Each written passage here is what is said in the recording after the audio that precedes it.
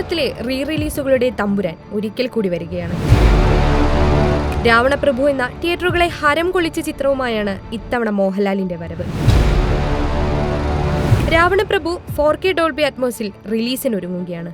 October 10-നാണ് ചിത്രം വീണ്ടും ബിഗ് സ്ക്രീനിലേക്ക് തിരിച്ചെത്തുന്നത്.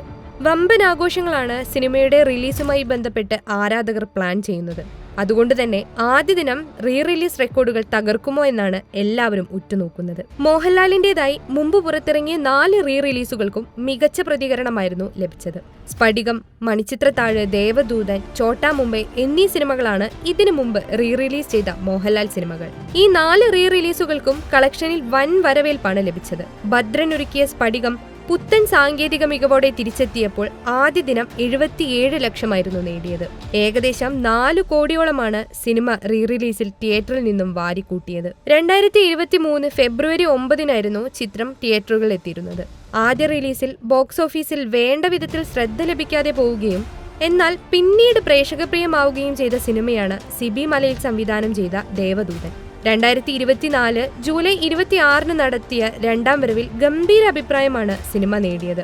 മികച്ച വരവേൽപ്പ് ലഭിച്ച സിനിമ ആദ്യ ദിനം നേടിയത് 50 ലക്ഷമായിരുന്നു. 5.4 കോടിയാണ് ആഗോളതലത്തിൽ സിനിമയുടെ ഫൈനൽ കളക്ഷൻ. ശബ്ദമിശ്രണത്തിൽ തികവ് വരുത്തിയും സിനിമയിലെ 34 മിനിറ്റ് വരുന്ന ഭാഗങ്ങൾ വെട്ടിച്ചുരുക്കിയുമൊക്കെ മാറ്റങ്ങൾ വരുത്തി പുതിയ സിനിമ പോലെ തന്നെയാണ് ചിത്രം പുറത്തിറങ്ങിയത്. ഫാസിലിന്റെ സംവിധാനത്തിൽ ഒരുങ്ങിയ മണിച്ചിത്രത്താഴ് 2024 ഓഗസ്റ്റ് 17-നാണ് റീ റിലീസ് ചെയ്തത്. ആദ്യ ദിനം 50 ലക്ഷം സ്വന്തമാക്കിയ സിനിമയുടെ ഫൈനൽ റീ റിലീസ് കളക്ഷൻ 4.71 കോടിയാണ്. അന്നും ഇന്നും എന്നും മലയാളത്തിലെ ക്ലാസിക് ചിത്രങ്ങളിൽ ഒന്നായിരിക്കും മണിച്ചിത്രത്താഴ് എന്ന് ഈ റീ റിലീസ് ഒരിക്കൽ കൂടി തെളിയിക്കുകയായിരുന്നു. ഡോക്ടർ സണ്ണിക്കും നകുലനും ഗംഗയ്ക്കും നാഗവലിക്കുമൊക്കെ പുതുതലമുറയിലും ആരാധകർ ഏറെയാണെന്ന് തിയേറ്ററുകൾ കാണിച്ചു തന്നു. ചോട്ടാ മുംബൈ ആകട്ടെ ആദ്യ ദിനം മുതലേ തിയേറ്ററുകളെ പൂരപ്പറമ്പാക്കി. ആദ്യ ദിവസം 40 ലക്ഷത്തോളമാണ് ചോട്ടാ മുംബൈ നേടിയത്. മോഹൻലാലിന്റെ ഇതുവരെ വന്ന റീ റിലീസുകളിൽ ഫാൻസ് തിയേറ്ററുകളിൽ വന്ന് ഏറ്റവും ആഘോഷമാക്കിയ ചിത്രം ചോട്ടാ മുംബൈ ആയിരുന്നു. കൊച്ചിയിലെ തിയേറ്ററുകളിൽ നിന്നുള്ള വീഡിയോ സോഷ്യൽ മീഡിയയിലെമ്പാടും വൈറലായിരുന്നു. 3.78 കോടിയാണ് സിനിമയുടെ ഫൈനൽ നേട്ടം. ഈ 4 സിനിമകളുടെ കളക്ഷനുകളെയാണ് രാവണപ്രഭുവിന് മറികടക്കാനുള്ളത്.